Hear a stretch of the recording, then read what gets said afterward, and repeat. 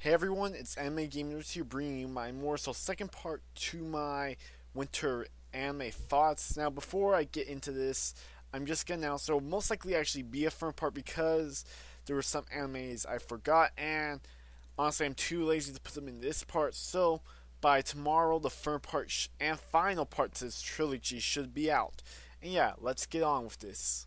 And now we will start off with the first anime we shall talk about today. And if you can hear like some weird soft background noise, it's more so my neighbors treating their house, which is in a normal neighborhood, like a farm begins. So ignore that.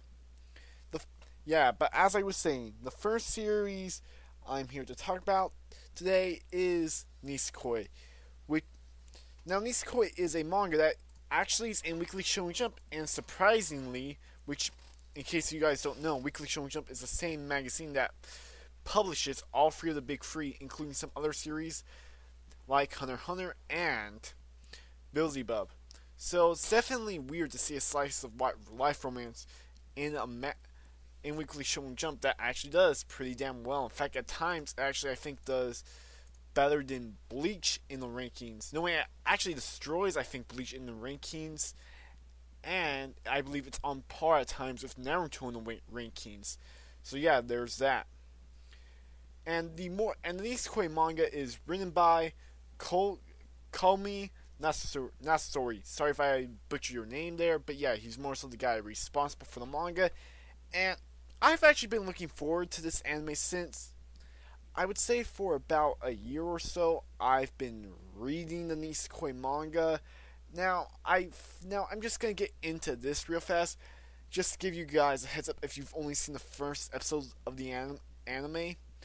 The manga will go downhill around, I would say, the 50th to the chapter or the 60th chapter mark. Around somewhere there, the series goes downhill to where it's like to where it keeps like more so I guess built up to something, but always is pre-anticlimactic and just leads to nothing. Now there are some decent chapters and a couple of good story arcs along the line. Like currently the manga is currently, I think the most recent one is chapter 105. So yeah, I do think despite some of its problems, like later on in the series, Nisekoi is a solid manga. I've been reading it for a year, and if you guys are a fan of slice of life romance, I do suggest you check it out. But yeah, now onto the anime. For starters, if you don't know what Nisekoi is about, I'll give you a short, more so summary version. Basically, the main character, Ichijo Raku, has more so date this girl from a rival gang that his family is a part of, in order to more so prevent a war from happening. So I guess you could, but the problem is the fact that this girl is from his school, and the two can't stand each other. So I guess you could say this is, I guess, the exact opposite of. This is a lot like, but yet the exact opposite of Romeo and Juliet. And yeah, and the next thing, but meanwhile, as this is going on, Ichiraku has more so this pendant that he's had for ever since he had a child that this girl gave to him. That one day they would meet up again, she would unlock this pendant, and they would get married when they were grown up. So he not only has to more so pretend he's dating Shitogi, but he has to also, but he also wants to find the girl who's his pendant. Meanwhile, at the same time, there's this girl in his class named Ordere, who he has a crush on. So there's that love triangle right there, and there's a good chance the fact that perhaps the girl he made a promise to is either Shitogi or Ondera. But as the series goes along, there's some other girls that are introduced that could potentially be the promised girl. So yeah, that's basically I guess a summary of Nisekoi. And how did I like it? The first episode of the anime? Honestly, I enjoyed the first episode of the anime more than I actually did the first chapter of the manga. Definitely, it's going to take me a while to get used to the animation. It's like I didn't picture this animation style when I first was reading Nisekoi. When I pictured how they would animate it, did not at all. In fact, I don't think I've really seen any Shaft animes, including like I've been wanting to watch the Monogatari series, but just never got the time to. I might check it out someday. But yeah, I've never honestly seen a lot of Shaft anime, so I think Nisekoi actually might be the first anime from Shaft I've watched. And from the clips and just things I've seen of their anime, Shaft definitely has a unique art style, and if in time will tell if it actually fits Nisekoi well. But I did feel like in some spots there the animation did have some rough spots, but now let's get into some of the good aspects. Definitely I really like the comedy. Definitely there were parts I had funny, especially I guess like one of my favorite aspects of the Nisekoi manga is primarily when it comes to its comedy, the facial expressions at times. They could just be downright hilarious. And I can't wait to see what they do with some of the more memorable and funny as hell facial expressions later on in the series. And the more so I guess what could be the opening, since even though it was at the end, this isn't the first time I've seen it happen to where for the first episode they put the opening at the end of the episode. Like, I think that may have that was actually that was like with the case of some animes last year. Like I think Attack on Titan did that, and Valvrave as well. So there's that. So yeah, I have a feeling that will probably be the opening, not the ending at the end of the episode. And yeah, overall, I would say pretty good episode of Nisekoi.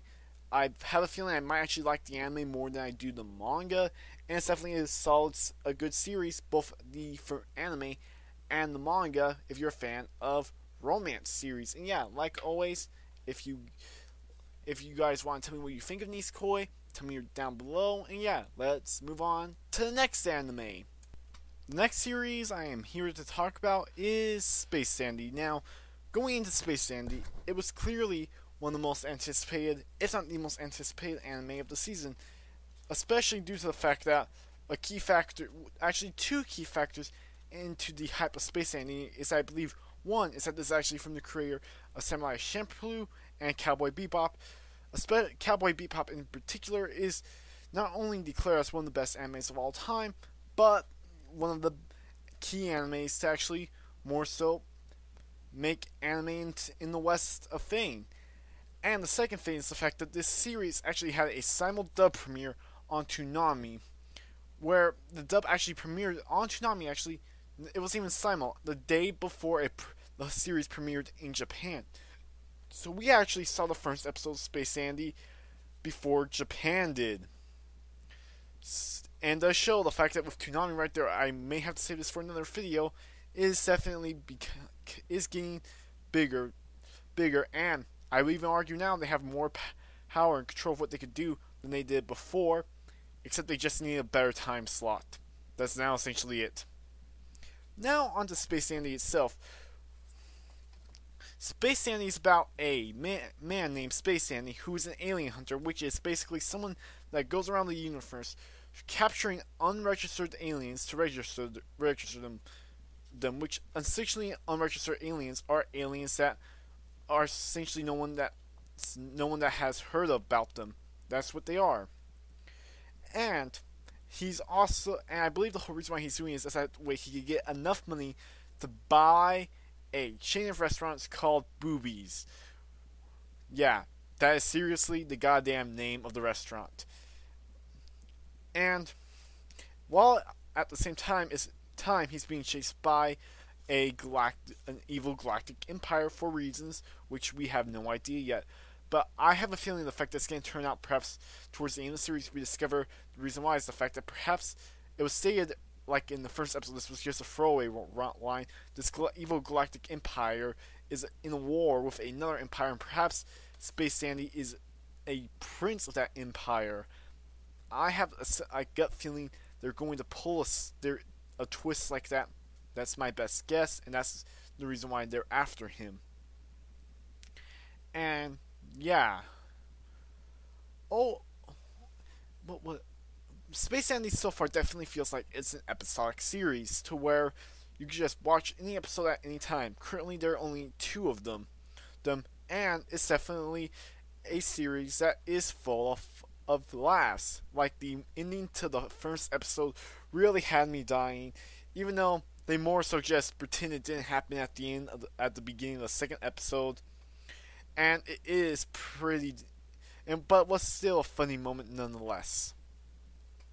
And as for the dub and sub, like I've watched the first episode in dub and the second episode sub. This actually is a series to where, like, I feel like the series actually kind of loses some of its charm with the sub. I won't lie, I'm actually probably going to watch the rest of the series dub. Because this is clearly an anime made for Western fans. Western anime fans. Hell, it feels like the type of show Cartoon Network would just make on their own without own. Which, they give me some vibes of, say, watching something like Robot Chicken, a show on Adult Swim, which I actually just so happen to be a fan of. So yeah, overall, Space Dandy is primarily a comedy anime. It has some fun. It's pretty damn funny. I suggest you guys check it out. It's probably gonna be for sure one of my favorite animes of the winter, unless if it goes dramatically downhill. And if it keeps getting better and better, it'll probably be one of my favorite animes of the year. And yeah, how did you guys feel about Space Dandy?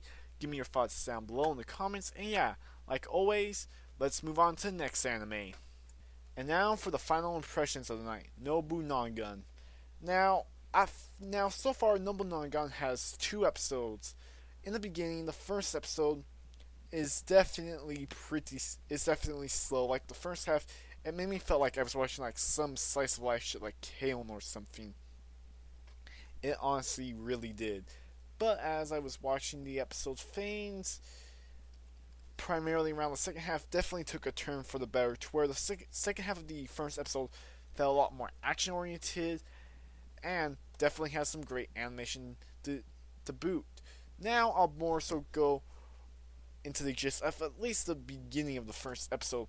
Basically focus on a girl named Shiro Ogura, who's the main character of the series. Now, one day while she's on a school trip to Taiwan, an alien invasion more so happens, and shit gets crazy when a guy arrives and starts fighting this ginormous alien. But after he defeats that, things took a turn for the worse, where he gets defeated, and while she's going to try and save a friend of hers, the guy who was fighting the aliens got taken a pretty bad blow, ended up losing his powers. But Ogura picked up the device that his powers came from and used it for her own, where we find out she's more so a reincarnation of Oda Nobunaga, and along with the series we find out there's other people like the guy that fought the aliens, which are reincarnations of historical figures, like the guy that we are introduced, the first one of these. I believe they're called Egen holders, which, yeah, I just contradicted myself. Now I'm giving away a bit of some of the details from the second episode. My bad. Which are reincarnations of historical figures. Like, the guy we first introduced, the first one of these, outside of Ogura, is a reincarnation of Aikijina Jack the Ripper. Yeah. And definitely the show so far to me kind of has a mix between Kill la Kill and Evangelion. Hell, the fucking main character of this show looks exactly like Mikoto from Kill la Kill. I'm not even joking about that. Like, when you see her, the resemblance is uncanny.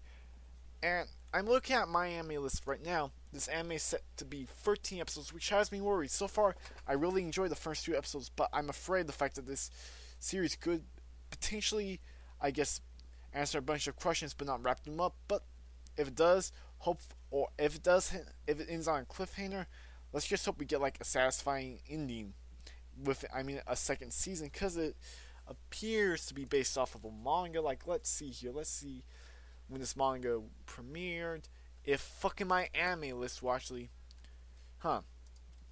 okay, fucking having problems with my internet at the moment. No, wait, just my anime list. So yeah, can't check now because, yeah. Oh wait, never mind. had premiered on May 12th. The manga started on May 12th, 2011. So hopefully the fact that perhaps, if in case this one does end on a cliffhanger, we don't have to wait long for a second season then. But yeah, overall, definitely enjoyed the first 2 episodes. What were your guys' thoughts on it? Give me your thoughts down below. And yeah, like always, if you guys like this video, leave it a like. If you dislike it, leave it a dislike. And yeah, I will see you for part 3 tomorrow.